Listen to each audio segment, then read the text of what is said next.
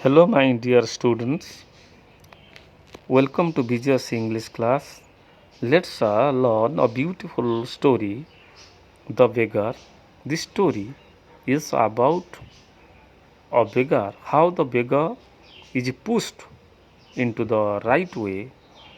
And this story is written by Anton Chekhov, Russian writer. The story is also from Russia.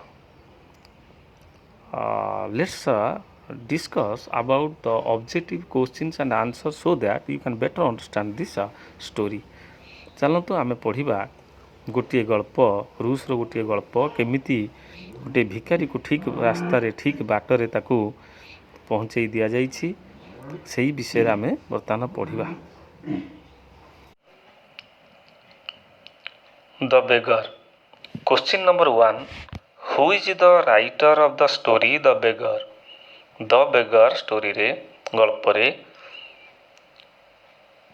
ଲେଖକ ବା ଗାଳ୍ପିକ ବା author କିଏ? Answer Anton ଚେକଭ।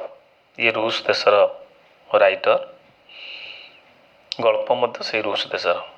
Question number 2. For dash days the beggar had nothing to eat. କେତେ ଦିନ ହେଲା ବେଗାର ଖାଇ ନଥିଲା? Answer 3. For 3 days. Question number 3. The beggar had not dash kopecks for lodging. ବେଗାର ପାଖରେ ଲଜିଂ ପାଇଁ ଲଜ୍ ରହିବା ପାଇଁ କେତେ କୋପେକ୍ସ ନଥିଲା? ଆନ୍ସର 5. କୋପେକ୍ସ ରୁବେଲ୍ସ ଏଇଟା ହେଉଛି ରୁଷ ଦେଶର money. Question number 4. For dash years the beggar was village school teacher. କେତେ ବର୍ଷ ହେଲା ବେଗର ଭିଲେଜ ସ୍କୁଲ ଟିଚର ଥିଲା ବୋଲି ସେ କହିଲା? ଆନ୍ସର 8. 8 ବର୍ଷ ହେଲା ସେ ଥିଲା। Question number 5. The beggar lost his place through dash. ତା ସେଇ ଯେଉଁ ଶିକ୍ଷକ ଥିଲା ସେଥିପାଇଁ ସେ ତାକୁ ହରେଇଲା, ତା ପ୍ଲେସ୍ଟା କେମିତି ହରେଇଲା? ଆନ୍ସର ଇଣ୍ଟ୍ରିକ୍ସ, ଥ୍ରୁ ଇଣ୍ଟ୍ରିକ୍ସ, ଅନ୍ୟର ଚକ୍ରାନ୍ତରେ ଅନ୍ୟର ଚକ୍ରାନ୍ତରେ ସେ ତାକୁ ହରେଇଲା। ଏକଥା ସେ କହୁଛି, ଆକ୍ଚୁଆଲି ସେଟା ନଥିଲା, ସେ ମିଛ କହୁଛି ସର୍ଜି ଆଗରେ। Question number 6. The beggar had an offer of a position in dash. ତାକୁ ଗୋଟେ ଜବ୍ ଅଫର୍ ମିଳିଛି, ସେଇ ପୋଜିସନ୍ କେଉଁ ଜାଗାରେ? ଦ province of କାଲୁଗା।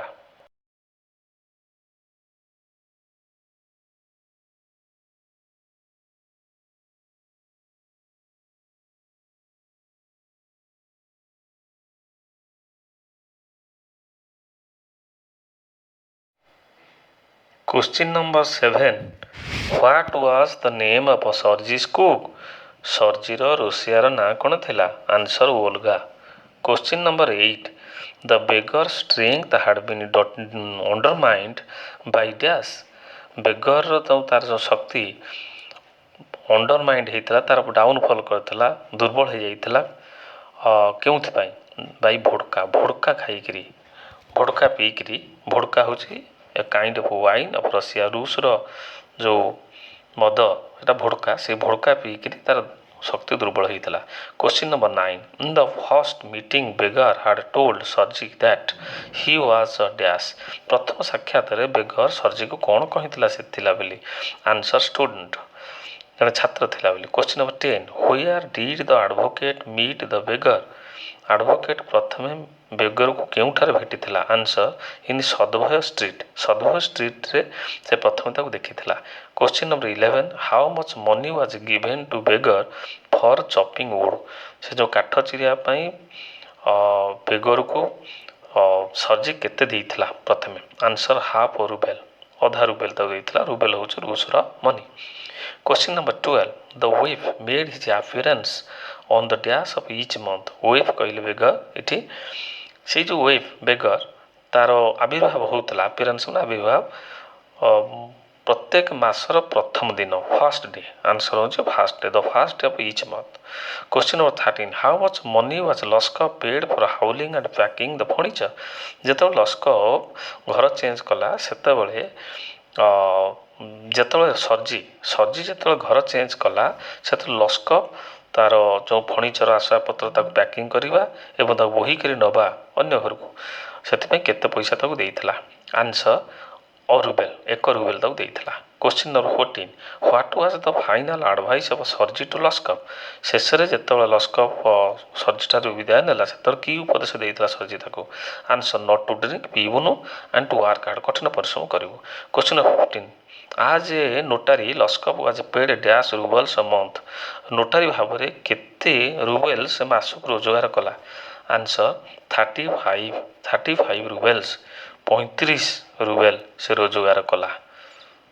Okay next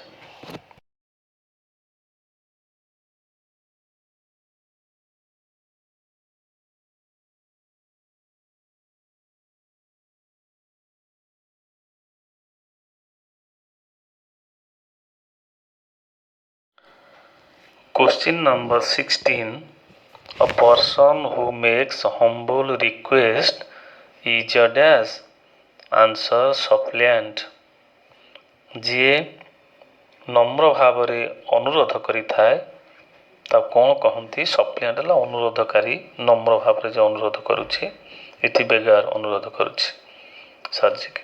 question number 17 mendicant refers to dash इति मेंडिकांट क्या कह जाउछि answer the beggar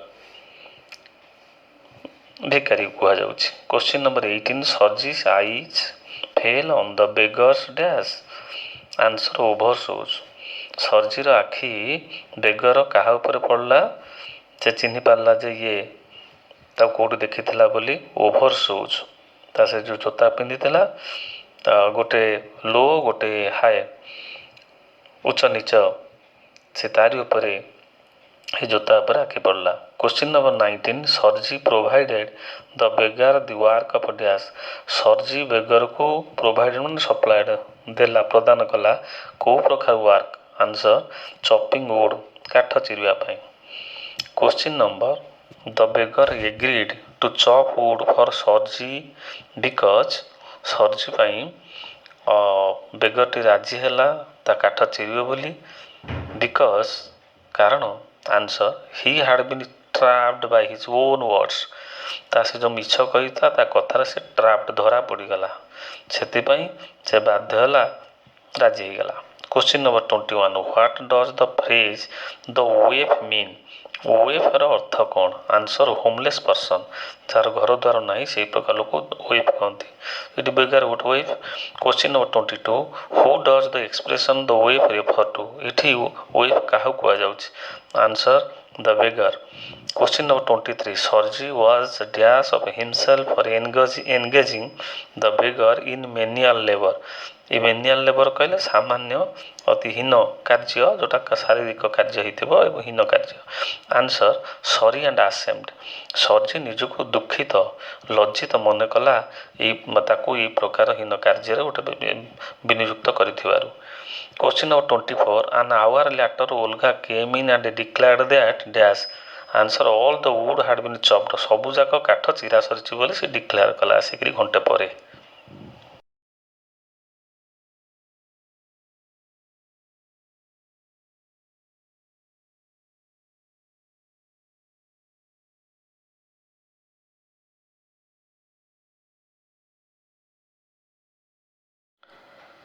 question number 16 a person who makes humble request is a dash answer suppliant जी नम्र भाव में अनुरोध करिथाए ता कौन कहती सप्लिएंट है अनुरोधकारी नम्र भाव में जो अनुरोध करुच्छे इति बेगार अनुरोध करुच्छे सर्जी के।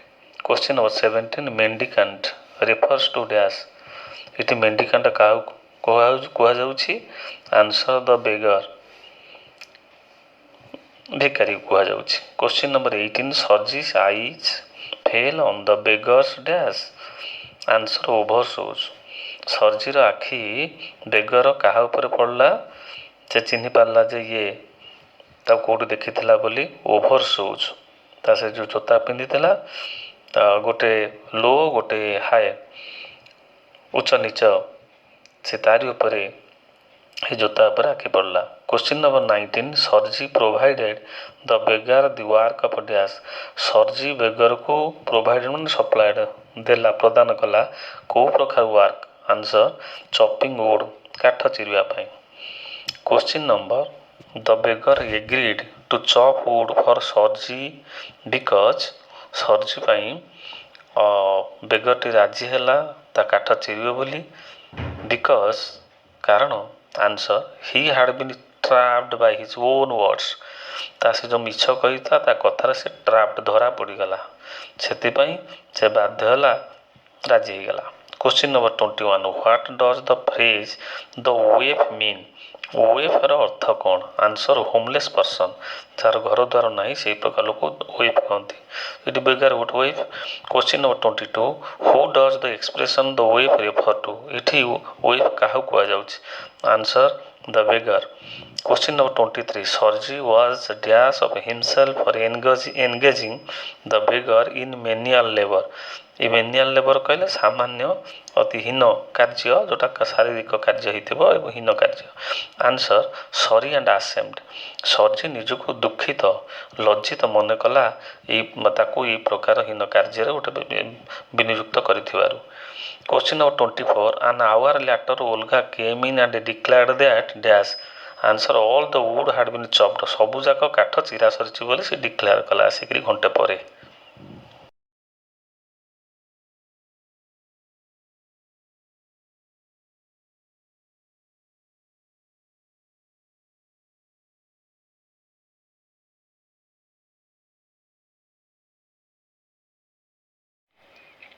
Question number 25 apart from money even dash was sent to the beggar।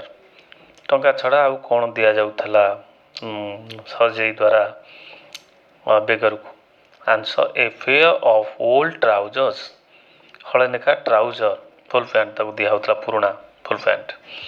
Question number 26 after a gap of dash years Sarji and Luskov met each other at the ticket counter of a theatre। Theatre ticket counter ପାଖରେ Sergei ଏବଂ Lushkoff କେତେ ବର୍ଷ ପରେ ପରସ୍ପର ଭେଟିଲେ? Answer 2। Question number 27 Lushkoff was wearing a dash cap. କେଉଁ ପ୍ରକାର cap Lushkoff ପିନ୍ଧିଥିଲା? ଆନ୍ସର ସିଲ୍ ସ୍କିନ୍, ସିଲ୍ ଚମଡ଼ା ଟୋପି। Question 28 Lushkoff asked the ticket seller for a seat in dash.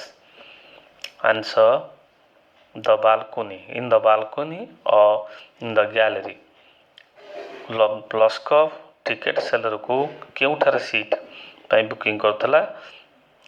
ନା balcony gallery.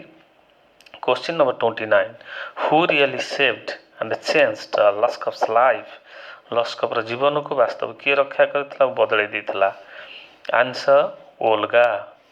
Or you can write Sergei's cook. ସର୍ଜେଇର ରୋଷେଇଆ ତା ନାଁ ହେଉଛି Olga.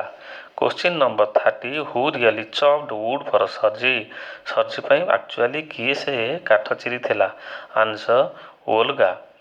Question number 31 owing to Olga's dash a change took place in Lushkoff's heart. Lushkoff ହୃଦୟରେ କି ଯେଉଁ ପରିବର୍ତ୍ତନ ଆସିଲା ଓଲଗାର କ'ଣ ଯୋଗୁଁ? Answer words and noble deeds. ତାର କଥାରେ ଓଲଗାର କଥା ଏବଂ ଆଦର୍ଶ କାର୍ଯ୍ୟ ଯୋଗୁଁ। The beggar was sent away from Russian chair because of dash. ଯେଉଁ ବେଗରକୁ ପ୍ରଥମେ ରସିଆନ୍ ଚେୟାରରୁ କାଢ଼ି ଦିଆଯାଇଥିଲା କେଉଁଥିପାଇଁ? ବିକଜ୍ ଅଫ୍ ଡ୍ରଙ୍କେନନେସ୍, ଯେଉଁ ମଦ ପିଉଥିବାରୁ। କ୍ୱେଶ୍ଚିନ୍ ନମ୍ବର 33 ସର୍ଜି ୱାଜ୍ ଡ୍ୟାସ୍ ଅର୍ ଆନ୍ ଡ୍ୟାସ୍। ଆନ୍ସର ଆଡ଼ଭୋକେଟ୍, ଆନ୍ ଆଡ଼ଭୋକେଟ୍, ନଟ୍ ଏ ଆଡ଼ଭୋକେଟ୍, ଆନ୍ ଆଡ଼ଭୋକେଟ୍, ଜଣେ ଓକିଲ ଥିଲେ।